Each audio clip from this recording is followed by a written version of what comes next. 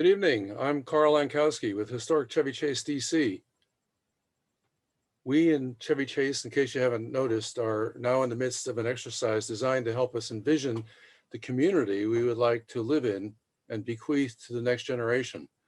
The process, sponsored and supported by the DC Office of Planning, is partly organized by that office, but partly by us, the people who live and work here.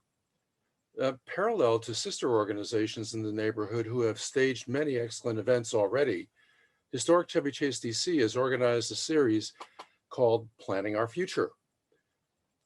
Additional informational events and ones designed to give every interested neighbor a voice are in planning by the Advisory Neighborhood Council. This is the third installment in our series, and I need at this moment to take a minute to thank my fellow board members at Historic Chevy Chase DC for their support in staging these programs, especially to our man behind the curtain tonight, our Zoominar producer, Chaz Cadwell. Thank you, Chaz. The first event in this series focused on an historical episode of planning. The second was on the evolution of the city's racial geography. This evening's event attempts to give one answer to a question that was raised at the first public meeting of the Citizens Advisory Committee of our small area plan. A participant at that time said, "The question animating us as we think about the future of our neighborhood should also be, what can Chevy Chase do to make DC better?" He was asking us to create an environment that manifests our values. In response, we have organized this panel to address the vexed question of how to make housing affordable as a statement about our support for a diverse and vibrant community. That will not be easy, but we are in the very fortunate situation tonight, indeed, to have with us a stellar panel to explore some options. Moderating our panel is Professor Ove Brandes, who directs the master's program in urban planning at Georgetown University. With profound thanks to him and to all the panelists whom he will introduce. The floor is yours, Ove.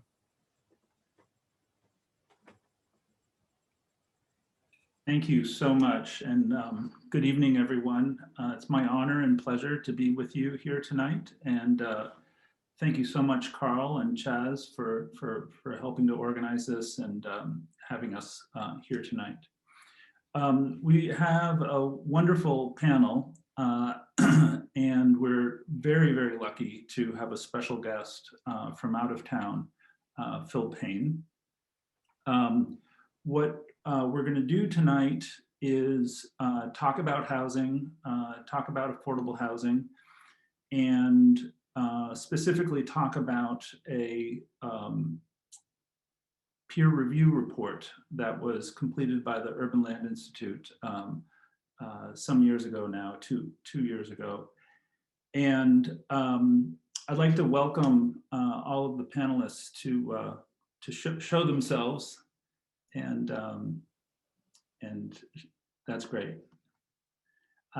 So in addition to Phil, and thank you so much, Phil, for being here tonight, we're joined by Peter Gosselin, ANC Commissioner, and Ellen McCarthy. Both Peter and Ellen, of course, are residents of Chevy Chase, and Ellen is the former director of the DC Office of Planning. Full disclosure for everyone, in a previous professional life, I was the associate director of the DC Office of Planning, and I've spent a lot of time working on small area plans across the city. My responsibility at that time was to coordinate and plan for the development along the Anacostia River, the wharf and the yards and other important sites along the Anacostia River. And today I'm a professor of practice at Georgetown University. I oversee the master's program in urban planning, and I am the faculty director of a research initiative that we call the Georgetown Global Cities Initiative. For a brief period of time, I myself was a resident of Chevy Chase. I'm now resident of in the Van Ness area, so I live right down the street. I'm very familiar with the neighborhood and the challenges.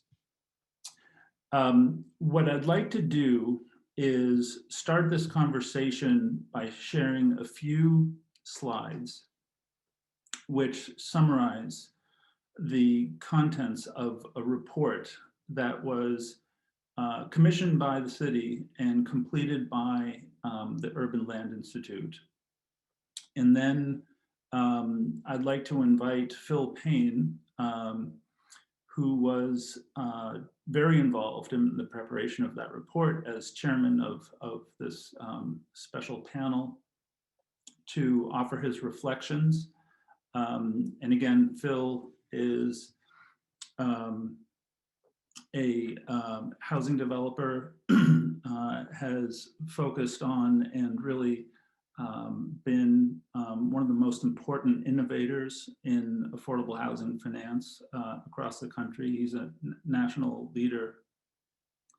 And Phil has recently focused his attention on addressing the homelessness crisis in our country through the creation of what's known as the Lotus campaign. And Phil, I'll invite you to share some perspective on that in a minute. Following Phil's reflections, I'd like to invite Peter to kind of offer a neighborhood perspective on this important question. And then Ellen, I'd like to invite you to kind of close out. And we're going to try to do this as quickly as we can, because we want to get to questions and be in a position to respond to people's questions. And if you could use the chat function to post your question, then I'll be able to relay that on to the panelists. Again, thank you everyone for being here tonight. So let's move on here with the show. Just give me a second here.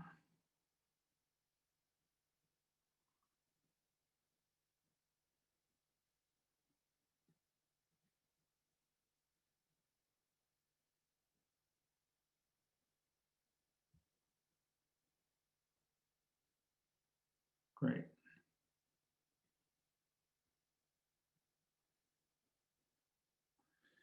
So it comes as no news to anyone, I'm sure, participating here tonight, that we live within a city, and indeed we live within a region that is segregated by race and class. And the issues associated with housing policy are commonly understood as being a very important aspect to that pattern. Tonight, we're going to be focusing on this report. I think the link to the report has been circulated, and it's easily available on the internet, so everyone can read it if you like. And this report, again, was commissioned by the city, completed by the Urban Land Institute, and it focuses on an area described as Rock Creek West, which is an area much larger than just Chevy Chase itself. Can be described as essentially upper Northwest, everything north of Georgetown and west of Rock Creek Park within the District of Columbia. The report was completed in 2019 and it was chaired by Phil Payne. And again, Phil, thank you for being here with us tonight. And the report did, I think, play a factor in the formulation of the district's comprehensive plan update. And we can talk more about that in conversation. So here again on the left is the definition of the site area, or the area of investigation, if you will, north of Georgetown, west of Rock Creek Park, within the district. And if we look at the zoning of this part of the city, you see that this area is largely dominated by single-family zoning, with, of course, the two major commercial corridors of Connecticut Avenue and Wisconsin Avenue at the center of the area. And this is not just a zoning issue, particularly when we look at the housing stock within the District of Columbia. This area, again, which we'll call Rock Creek West, also distinguishes itself from other parts of Washington, D.C., in that it has a very high concentration of owner-occupied residential dwellings, which may be counterintuitive to people in the city, but it's one of the distinguishing characteristics of Washington that many of the neighborhoods in the city are not overwhelmingly dominated by owner-occupied dwellings. And this is from the report. There's kind of an analysis based on data that was shared by the city to the Urban Land Institute that as the city goes about its affordable housing strategy, historically, public subsidies used to advance the affordability of housing in the city of Washington have been allocated to neighborhoods further east. And you can see here that these subsidies have been concentrated really in areas east of the Anacostia River, with some, of course, in the central city. But what's really remarkable, I think, from this diagram is to note how uneven the pattern is, and to observe how only 1% of those public subsidies have been allocated to this Rock Creek West area. And as I'm sure all the folks on this call know, the recently adopted comprehensive plan of the city really makes a very clear and direct case for changing this pattern, this spatial pattern of housing subsidies to be more equally distributed across the city. The report includes three major findings for the Rock Creek West area. The first is to generate more housing through the expansion of the housing stock, i.e. through the development of new housing, to streamline and improve the development process, and to generate and gain additional community support for introducing more affordable housing into the Rock Creek West area. Each of these recommendations come with, more targeted measures, and we can talk about these in discussion. So here are some of the measures recommended to create more housing. Some of the measures recommended to streamline the development process, and some of the measures that were suggested to gain community support for an approach like this. As I said, this report can be obtained on the internet. If the links haven't been sent around already, I'm sure we can have those sent around. You can just Google Rock Creek West report or ULI Affordable Housing Report, and it should show up. So that is an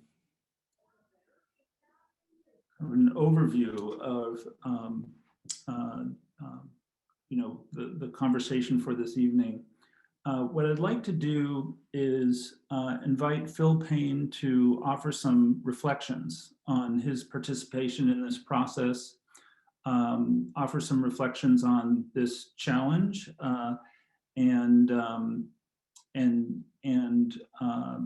kind of highlight for us some of the uh, important opportunities that communities like Chevy Chase might seize upon in order to respond to the report. And Phil, again, I'd just like to thank you for joining us here tonight. Phil is based in Charlotte, North Carolina, and I'm really glad to have you, Phil. Well, I guess you can hear me. Thank you for having me here tonight. I appreciate it. We'll see how happy you are that I was here tonight when we're done. But anyway, um, I think before we go sort of what in was there at the report is to talk about the process or our way of looking at it, the way this challenge. I mean, this is a huge challenge. You're not alone. It occurs everywhere across the country. Um, and but we were not really asked about how many units should there be, or was this a good idea or a bad idea. We were asked purely on a tactical basis, how would you go about producing this number of units, which was 2,500 between now or then and 2025? What would be the process and what obstacles would you have to face and what recommendations would you make about how to accomplish that? And in looking at that, we actually approached the panel approached it with a three lens approach. Okay. And they matched pretty well with one of the slides we just had up, which is we started with its economics. Housing is largely a matter of economics. And in an area where the housing cost is averaging $400,000 to $500,000 per unit, economics is very important. I mean, those are very hard numbers to hit and make those affordable units. And given what's gone on in construction costs the last year, my guess is that $400 bottom number is now more like 450, and the high number is more in the 550 range. And so we kept looking, and through this whole process, we were looking at, I'm going to save that for a minute because we looked at the same things for all three, but just from a slightly different lens. I would say the next one was community concerns. And I know it was sort of labeled as how do we build community support? We were more worried about how could we build community acceptance. There's a slight difference. You know, I'll tell you the best way I can explain it, as a Southern boy, I'm embarrassed to admit that I detest okra. Um, you know, you can boil all the okra you want, and this boy's not taking a bite of it. I just don't want any part of it. But you know, if you fry it right, I can. I'm not going to tell you it's my favorite food, but I can get it down without making a scene. And so I was much more in this is that there are things about doing this kind of transformation in the community, bringing in this group that many people find um, unpalatable, would be a polite way of putting it. And so we were trying to figure out how to get this so that the community could accept this type of housing being promoted in their area. Um, yes, building support's great, but also eliminating or mitigating opposition is just as equally important. And then finally is the term that I would call efficiency. And that really comes down what makes it easier to do this? What are the roadblocks that can easily be removed? And generally those are in terms of the building process and the regulatory process of how do we streamline those processes to make it more efficient to even impossible to produce this housing. So throughout the entire thing, I mean, it was building types, building styles, unit types, unit styles, types of housing, location, where exactly would it be placed, the density issues, the clustering of persons, or is it spread all across the area? Zoning, building codes, permitting. I mean, there was this long list of concerns that we went through. And at the end, we came up with this report. It's certainly too long to go through word by word, but the key things kind of came up was uh, one of the main things was education. I mean, that was at the forefront of everything. And it was education about the economic realities of producing housing, the economic impact of having that housing versus not having that housing, the economic impact on the city as a whole of having it dispersed across rather than concentrated in certain areas. Um, you know, for example, if we were to come in and say you need one 100-story building, the community would never go for that, and the city would never go for that, even if, which it's not, but even if it was the most cost-effective way to do it. So this whole process was about what can we produce, what we can produce that the city, I mean, the community would find acceptable, and what do we have to go through to get the city to allow us to do that in an efficient way. Um, and so, you know, I don't want to go through all these recommendations line by line, but some of them were like, just as an example, auxiliary dwelling units. Auxiliary dwelling units have the advantage of being cheap. You're basically starting with free land. The community as a whole generally finds auxiliary dwelling units to be acceptable. Most communities I've been in. But you walk right into a process program that actually makes it very difficult to do, because to build the auxiliary dwelling unit, you have to go through the same building approval and a permitting process that you would do if you were building a brand new home. And many of the people who have large homes, single family homes in Rock Creek, were very interested in the idea of auxiliary dwelling units, but they are not capable of going through the process on their own, and it is very expensive, very time consuming process. So one of the things we recommended was the city should set up a little task force that when you want to do an auxiliary dwelling unit, they actually come in and help you through the process, so you're not going down to the zoning department. They have plans, they know how to get it done, and it's streamlined. So that whole sort of range of thought came through everything we talked about. How high should the buildings be? Where would they be located? I mean, I know there's been some comments about we want 20-story buildings along the transportation corridors, and that is not at all what we were talking about. We were talking about low, 5-story, maybe 6-story, sort of going with retail and stuff underneath, going down the transportation corridors, but not going off into the single family home neighborhood and building a massive building, some kind of Soviet style housing project. This was all, how can it blend in and create a better community? So I think I'm going to stop there for a minute and go to the next people so we can keep moving toward questions for. That's great. Thank you so much, Phil. Peter, why don't you localize us a little bit into the Chevy Chase community and offer your perspective? Okay. It's an honor to be here. I'll try to be brief, not least because I don't bring anything like the level of expertise of Uwe or Phil or Ellen. And new respect for Phil, I have the same problem swallowing okra. I want to focus on a couple of points. The first is a process one. This community needs to change for all sorts of reasons, but the people who live here should be important authors of that change.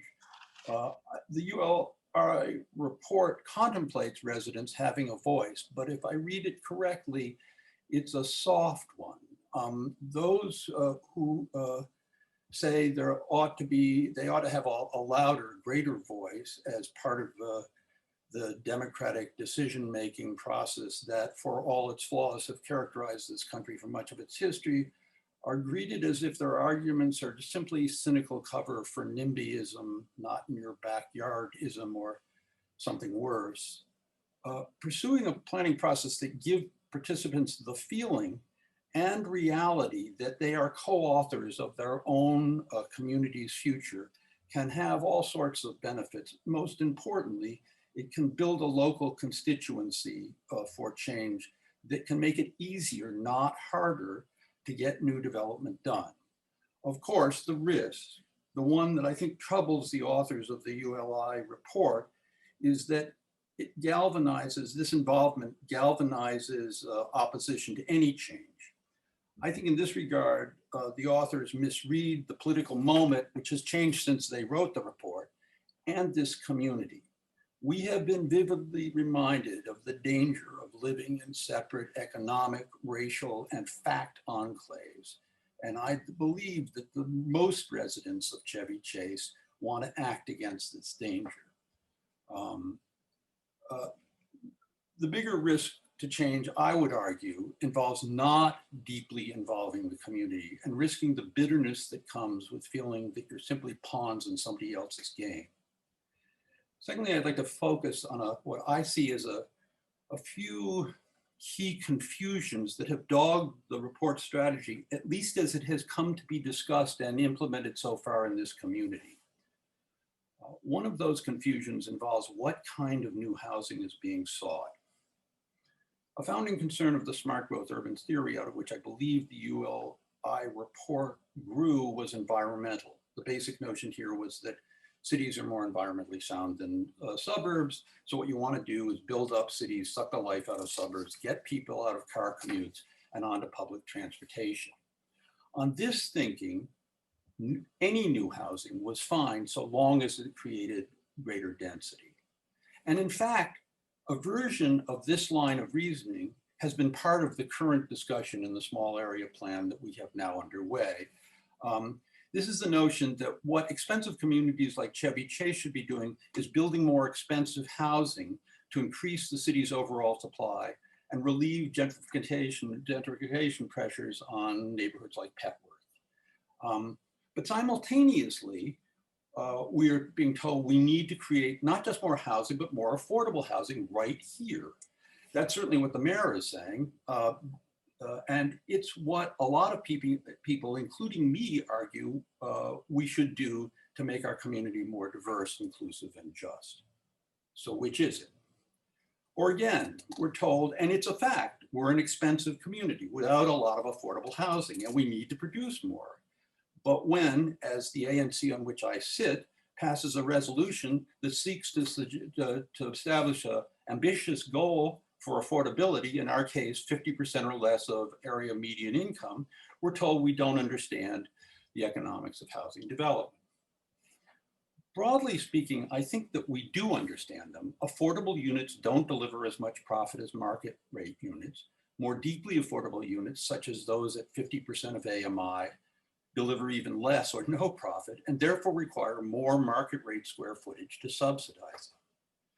But just as the community is being asked to change in order to make room for affordable housing, we ask developers to find ways to produce more deeply affordable units. And if the economics of private development can't be squared up, then we need to find some other way to achieve the good that we're aiming at, helping to house those who are not housed or poorly housed, while nurturing this community's many positive aspects and making Chevy Chase more diverse and just. Finally, concerning the issue of how much change. The city's offices plan has spent an immense amount of time describing the density changes sought for Upper Connecticut Avenue. And just to be clear, while the ULI report talks about all of Rock Creek West, the small area plan that we're now engaged with focuses very much on the Connecticut Avenue and the immediate adjacent residential neighborhoods. The OP has talked a great deal about, described the density changes they're seeking for Upper Connecticut Avenue as modest, and those that they're likely to seek when there's a full rewrite of the comprehensive plan, the city's comprehensive plan, in residential areas as gentle. Simultaneously, we hear that the dimensions of the need are essentially beyond measure. Told of the mayor's recent decision to boost the amount that the city puts into the housing production trust fund from 100 million a year to 400 million either over 1 or 2 years. Phil said in an introductory call that we had, that increase is still just a drop in the bucket. Mirabowser has put a number on how many new units are needed in Rock Creek West, 1,990. But what neither she nor OP have been willing to do is say how much of that is expected of our community, of our A and C. Absent a hard number, people can easily and do easily and have easily jumped to the conclusion that it's all on us. And that would be a change in Chevy Chase that is neither modest nor gentle. Perhaps for the overall community, I look at the zip code 20015, it would be a 25% increase in the overall number of housing units. Certainly for the study area, it would be something like a 30 or 40% increase. Whatever its stereotype in the broader city, Chevy Chase is a progressive community. I'm confident that it'll step up to the challenge of affordable housing. But its residents need to be the co-authors of that change. They need to know the change is doing good, not just more. And they need to know how much change we're talking about. Thanks. That's great. Thank you so much, Peter. Ellen, would you like to offer your reflections? Okay. This is such a broad topic, and it's really hard to figure out which points to lasso in a short amount of time. While I agree with Peter and with Phil that it is important that the community has an understanding and a sense of ownership about how the community should develop, and particularly how we can accommodate more affordable housing, I think that it's important to recognize that that's exactly what this series from Historic Chevy Chase DC is doing, what webinars from the Washington Interfaith Network, from Ward 3 Vision, from nonprofits and the ANC have been doing, is to try to introduce that community dialogue. But part of why we need that dialogue, which I think was part of what Philip was getting at, is yes, we need to involve the community, but there's a certain element of the blind man and the elephant fable, in that if somebody is touching the trunk by which they think all private development is done by greedy developers and the whole economics of affordable housing is just because they can't make enough profit, that's not going to be the solution to the problem. The same as somebody who's grabbing the tail thinking it's a snake, and that all we have to do is build as much housing as possible and that will solve the problem. The truth is it's so much more complicated than that. But to look at one aspect of the economics, first is to understand part of why we got to where we got is a huge gap that existed most recently between 2010 and 2017, when the population in the district rose by almost 100,000 and the number of housing units that were built were 18,000. Even if you use an average household size of 2 people per household, which is basically the number in the city, that's still a huge discrepancy. So we are still suffering from just trying to build back up so that we're not all scrambling with an increased population and a reduced supply. And we all know from basic economics what that does is drive up the cost of housing. But in addition to that, there's been skepticism. There's a role for so many organizations to play. I love to spend time going into the role of nonprofits about this in the city. I've been on the board of the Washington Community Investment Fund. I'm on the board of LISC, Washington Architectural Foundation. All of those are some of the many, many organizations that play a role in trying to achieve increased affordable housing. But just to take a realistic look at if we did not include increased density and a portion of that density that is required as part of inclusionary zoning as part of our solution, then we are looking at a situation, the let's see, the Housing Production Trust Fund, which has until this year been annually for the last several years about $100 million.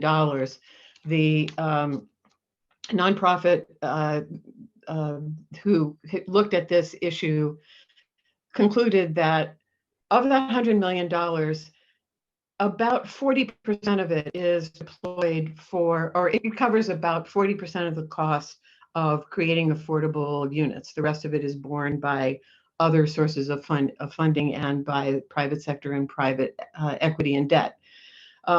But even at that, the $100 million per year that has been spent covering only 40% of the gap for affordability has produced 220 units a year. So even if we quadruple that to what the mayor has called for of $400 million a year, that's 880 units. And that's using older numbers. I think Phil is right. They've gotten much more expensive. But there are currently 27,000 severely housing burdened households. We cannot just use public dollars to build 27,000 housing units because we just don't have that money. But we have to be creative about using federal incentives, city incentives, the private sector, city land, whatever, a whole range of tools that are out there. And even then, it will be very difficult. But to the skepticism about building more housing, even luxury or market rate housing, as helping to solve the problem, I would just remind people that all of that housing along Connecticut Avenue now, which many people consider to be our affordable housing, and the report actually labeled naturally occurring affordable housing, it wasn't built as affordable housing. It was built as luxury housing or market rate housing. We build housing, and over the years, as newer, shinier, cooler housing gets built, that older housing becomes more and more affordable.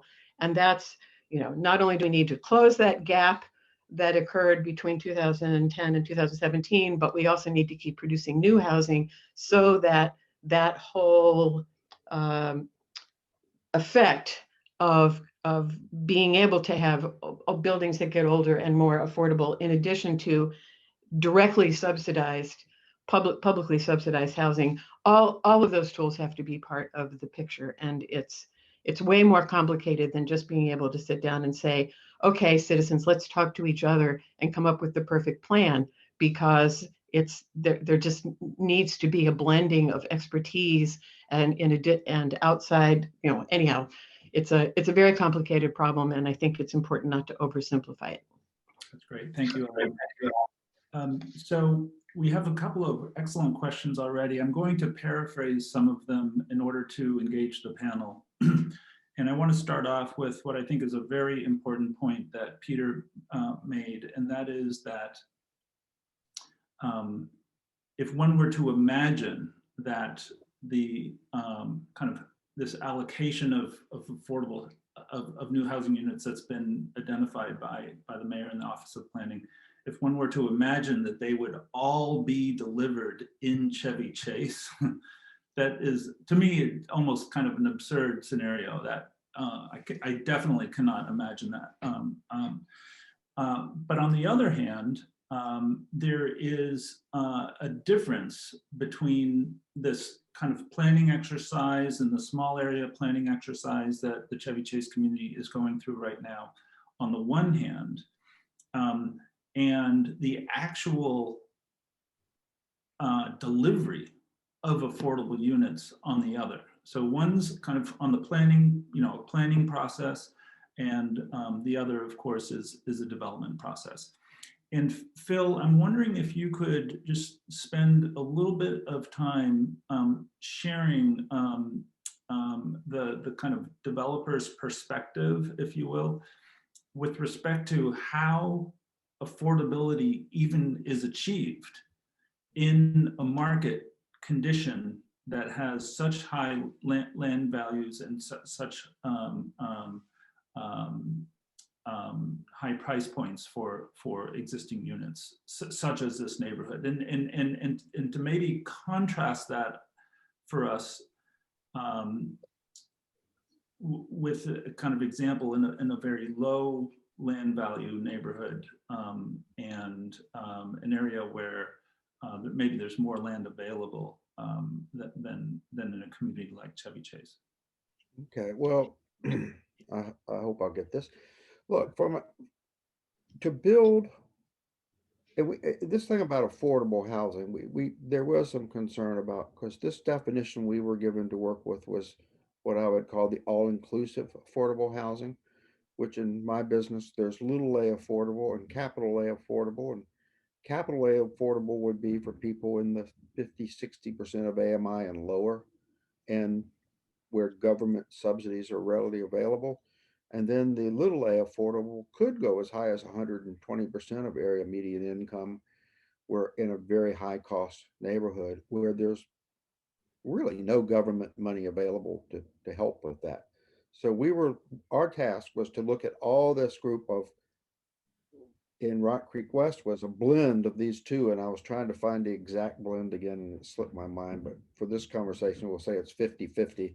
But it was a blend of those two types of thing, and the issues are somewhat different. But to develop this type of housing, I mean, the idea to go to Chevy Chase and start building or 1,000 units or of housing that's affordable to people at 50%, without some assistance, it is impossible for a private developer to do. You just cannot produce product that will rent for those numbers at the cost you have to incur. And land cost is a major component of that cost. Density, which I usually call the D word in these conversations, is an issue, particularly when it comes to land cost. Obviously, the more units you can put on an acre of land that costs X, the less that impacts each unit. So density is important, but density has to be taken to within context of where you are in the exact location again. And so we looked at and said there that the major quarters, Connecticut Avenue, on the part that we were working with and touring on a regular basis, it's not a particularly vibrant corp strip. I mean, a lot of businesses are failing. The buildings are older. There was a lack of services, services disappearing. It was becoming a harder and harder place just to get day-to-day, even food.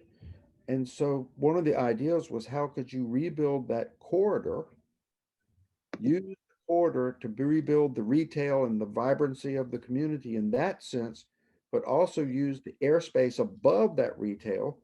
And we weren't talking about 20 stories. We were talking, 5 stories maybe in there to try and lift to give places for people to live above the retail. And by using that combination to reduce the cost of those units.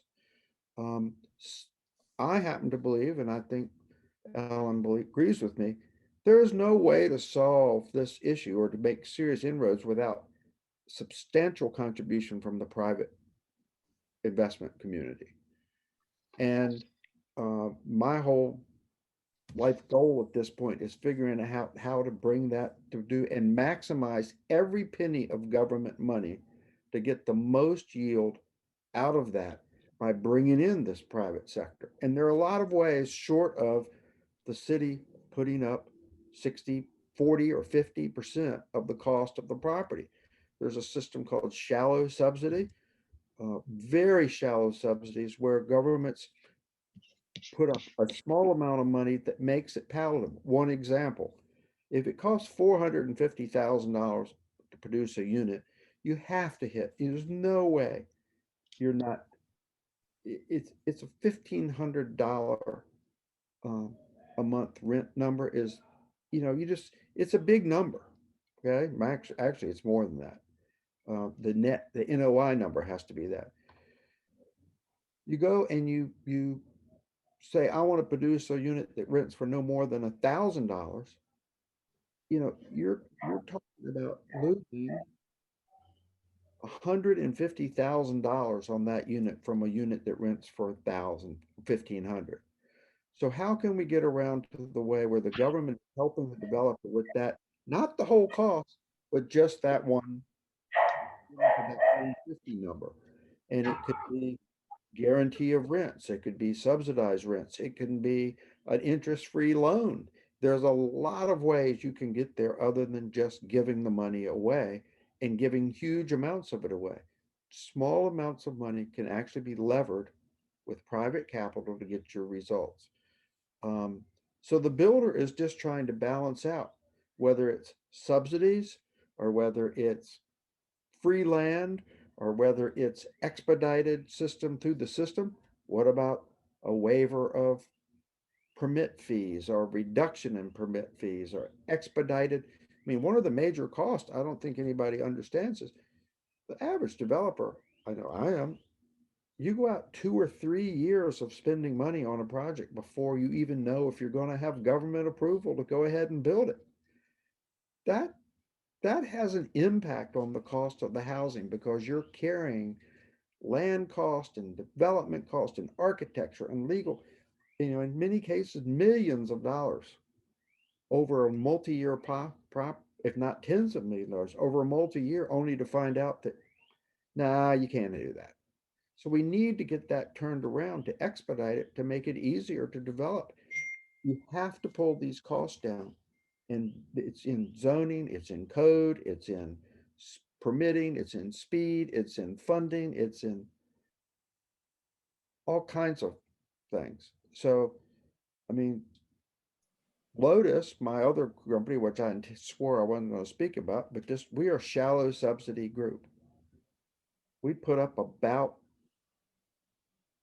5% of the equity, which would be 2% or something of the total cost of the project, but we guarantee against loss of rent and against damages.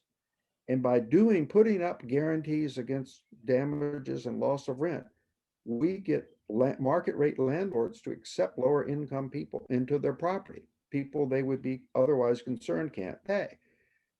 Now, to tell you, we've done 320 people so far. And to date, we've spent a grand total of $500 on rent guarantees and about $3,000 on damages. That is an effective way to use the money. Okay. And that's what we're talking about. That's So great. so I'll be quiet now. I'm going No, to. Thank you, Phil. That was great. We are, of course, running out of time, and I do want to pick up on something that Peter said that I do think is especially important. Peter, you had mentioned that this idea around the greater level of community participation in the planning process may build kind of support for the implementation of that plan or strategy. And Peter, I'm wondering if you could kind of expand on that a little bit, because the planning process is really a process of ideas and looking at potential opportunities. It's the development process, of course, that produces the change within the neighborhood. And if you could expand on that point, which I thought was quite important. Well, just briefly, I mean, Phil just listed an immense number of things that basically make the development process very risky. And of all the things he listed, the one place where a community could do something, or where a planning agency like the city's Office of Planning could work with a community to do something, is in reducing the chances that you're going to get big blowback once we're over the planning process and on to, shovels in the ground, money on the table, long-term commitments under very uncertain circumstances. And I have to say that to date, the process we're involved with, the small area plan we're involved with, to my way of thinking, and I speak here solely for myself, not for the commission, has been inadequate. And far from generating the kind of either willing to swallow the okra acceptance, or what I would argue is you should be shooting for, which is building a constituency for change in this community. A constituency that can be built not just appealing to people's guilt or people's sort of do-gooderism, but to some of the things Phil just talked about. This area has been left a little bereft by the fact that, for example, the red line bears off to Wisconsin, well below us, by the fact that, well, Friendship Heights is now a disaster, a planning disaster, but I mean, there are all these other centers of retail, and this place needs to have a kind of new vitality. That's appealing to people's self-interest. It's appealing to people's also the better angels, so that they can do good and do well. And that is something more than just, going along with swallowing the okra. And it may, look, I know that there's been a history in this town, and there's been a history in many other places of a kind of NIMBYism that has just thrown so much sand in the gears, nothing gets done.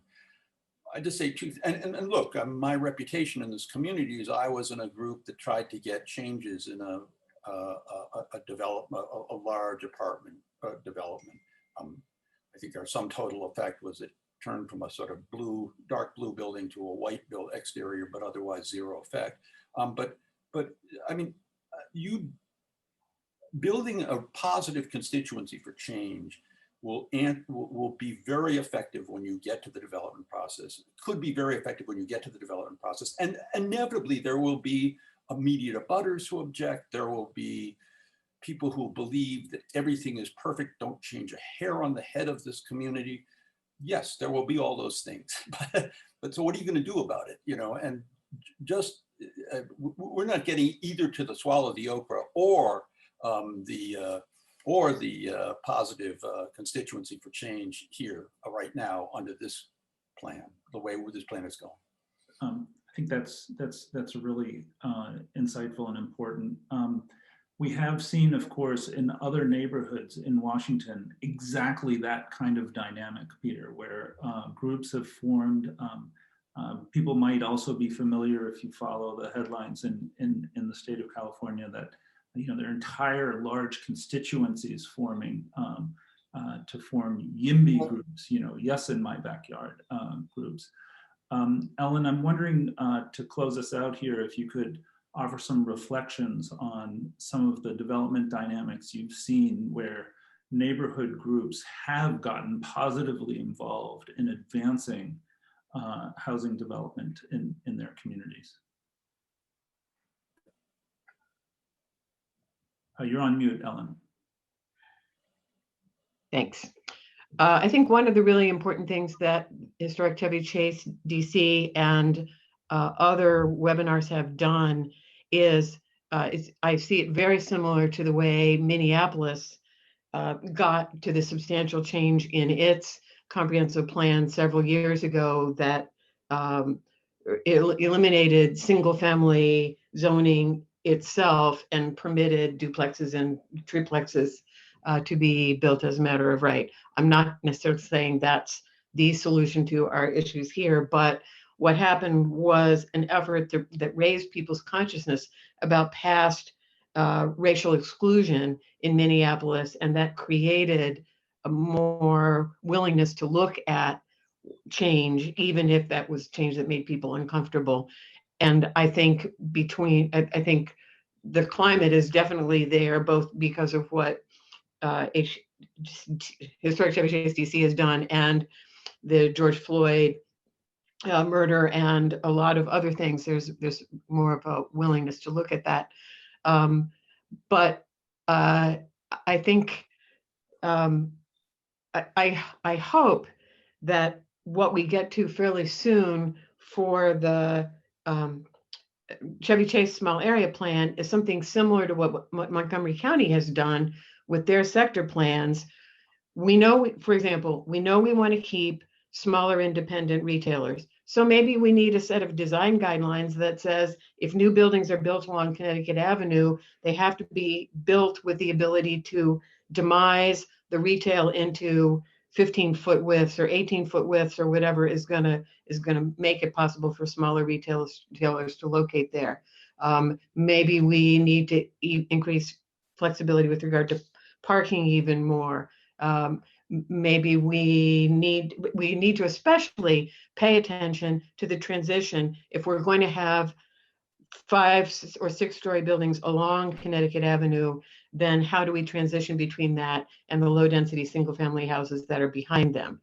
We know as a community that we have numerous instances of $1.5 million single family homes that are directly adjacent to 90-foot apartment buildings.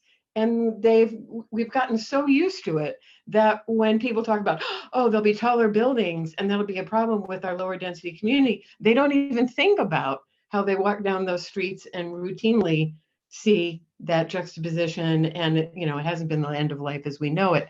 But hopefully the small area plan will recommend buffers, the kind of buffers that would work, whether it's fencing or vines or plantings or whatever. But how do we protect the quality of life of the single family houses, but still take advantage of the fact that we are so underutilizing the land on Connecticut Avenue?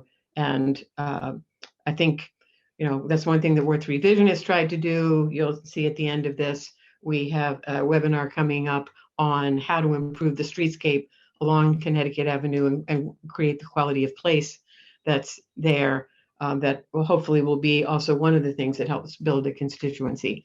But at any rate, we see some models out there, and I think what Carl has done is a really important step in trying to generate that community awareness. That's great. Thank you so much. We've gone through this hour very quickly. There's a lot to talk about. I wanted to thank Peter. I wanted to thank Ellen. And I'd especially like to thank Phil for participating in this dialogue tonight. I'd like to just offer one reflection as we close. I personally have not been very active in the small area plan process in Chevy Chase, but I have been very active in a similar exercise currently being conducted in Congress Heights in Ward 8. And I will say, there are many similarities between these two communities, between the two small area planning processes. And of course, there are many, many, many very important differences. And so I'd like to work with the Chevy Chase Historical organization to think about maybe introducing additional dialogues between the two neighborhoods, because I think that would be especially insightful in understanding the manner in which planning is being conducted in the city and the kind of issues and importance of completing a successful small area plan. So with that, I would like to thank everyone, thank our speakers, thank everyone for this opportunity, and hand it back to Carl.